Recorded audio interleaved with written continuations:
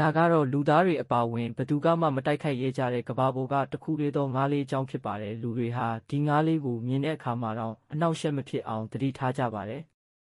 သူ့ကိုကြည့်လိုက်ရင်အရန်အန္တရာယ်များပြီးအတန်မာဆုံးငါးမန်းကြီးတွေကိုတောင်တိုက်ခိုက်နိုင်ယူနိုင်စွမ်းရှိတယ်လို့ထင်စရာရှိပေမဲ့တကယ်တော့အဲ့ဒါနဲ့လုံးဝဆန့်ကျင်ဘက်ပါပဲတကယ်တမ်းမှာတော့ငါးမန်းတစ်ကောင်ဟာဒီငါးလေးကိုတလုတ်တင်းနဲ့အလွယ်တကူမျိုးချပစ်နိုင်ပါတယ်ဘာလို့လဲဆိုတော့ဒီငါးလေးဟာတကယ်ကိုသေးငယ်လွန်းလို့ပါဒါပေမဲ့ဘလို့ငါးမန်းမျိုးပဲဖြစ်ဖြစ်ဒီငါးလေးကိုမြင်လိုက်တာနဲ့ချက်ချင်းငြိမ်သက်သွားပြီးရန်ပြုတ်ဖို့လက်လျှော့လိုက်ကြပါတယ်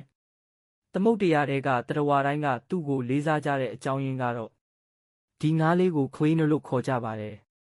သူဟာတခြားငါးကြီးတွေရဲ့ပါးစပ်ထဲကိုဓာတ်ရိုက်ကူးခတ်ဝင်ရောက်သွားလေရှိပေမဲ့အစားခံရဖို့မဟုတ်ပါဘူးအဲ့ဒီအစာသူတို့ကိုကူညီပေးဖို့အတွက်ပဲဖြစ်ပါတယ်ငါးတော်မြတ်မြတ်ဟာသူတို့ကိုယ်တိုင်ဖယ်ရှားလို့မရတဲ့အစာဟောင်းတွေအညစ်အကြေးတွေတွားကြထဲမှာညှက်နေတတ်ပါတယ်အဲ့ဒီအခါမှာဒီငါးသေးသေးလေးကသူတို့ကိုကယ်တင်ဖို့ရောက်လာတာပါသမုတ်တရားထဲမှာတော့သူ့ကိုဒေတာခန့်သွားဆရာဝန်လို့သိကြပါတယ်ငါးမန်းတွေကိုတောင်ဝန်ဆောင်မှုပေးလေးရှိပြီးအပြန်အလှန်အနေနဲ့ငါးမန်းတွေကသူ့ကိုဘယ်တော့မှအန္တရာယ်မပြုကြပါဘူးရေငုပ်သမားအချို့ရေအောက်မှာပစားလိုက်တဲ့အခါမှာလည်းဒီငါးလေးရဲ့ဝန်ဆောင်မှုကိုရရှိတတ်ကြပါသေးတယ်သူတို့ရဲ့ပြောပြချက်အရဆိုရင်တော့ဒီငါးသေးသေးလေးဟာကဘာပေါ်ကဘယ်သွားဆရာဝန်ထက်မဆိုသွားကိုပုံမတန့်စင်အောင်လုပ်ပေးနိုင်ပြီးသူနဲ့တန့်ရှင်းရေးလုပ်ပြီးရင်တလားလုံးသွားတိုက်ဆရာမလိုတော့ဘူးလို့တောင်တင်စားပြောဆိုကြပါတယ်ခင်ဗျာ